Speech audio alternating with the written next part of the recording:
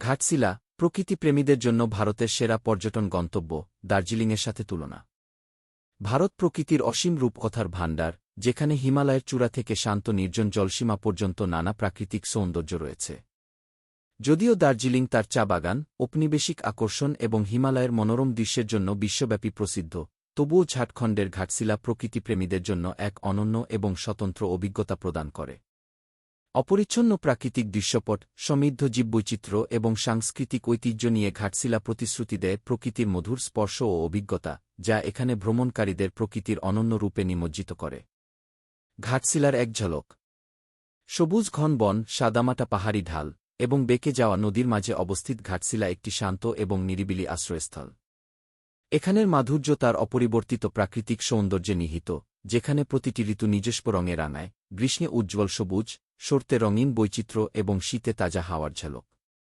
প্রকৃতিপ্রেমীরা এখানের মনোরম trekking route, ঝর্ণা এবং নির্জন পথের মধ্য দিয়ে হেঁটে যেতে পারেন, যেখানে স্থানীয় উদ্ভিদ ও প্রাণী জীবনের সমৃদ্ধ দৃশ্যাবলী মুগ্ধ করে। ঘাটশিলা স্থানীয় সংস্কৃতির মেলবন্ধন ঘটায়, যেখানে ভ্রমণকারীরা এখানের লোকজ ঐতিহ্য, হস্তশিল্প এবং স্বাদযুক্ত স্থানীয় খাবারের সাথে সরাসরি পরিচিতি লাভ করতে পারেন।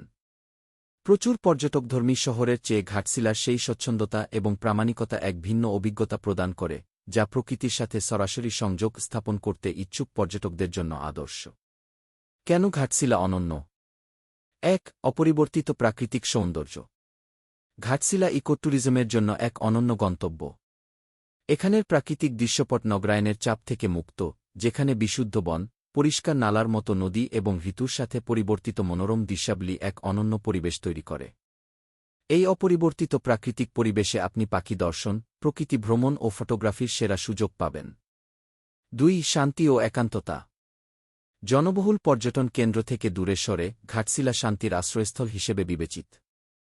আন্তর্জাতিক পর্যটকদের তুলনায় এখানে কম ভিড় থাকায় ভ্রমণকারীরা প্রকৃতির সাথে নিরবচ্ছিন্নভাবে সংযোগ স্থাপন করতে পারেন, যা একেবারে প্রামাণিক অভিজ্ঞতা প্রদান করে। ৩. সাংস্কৃতিক সমৃদ্ধি। ঘাটশিলা শুধু প্রাকৃতিক সৌন্দর্য নয়, বরং এখানের লোকজ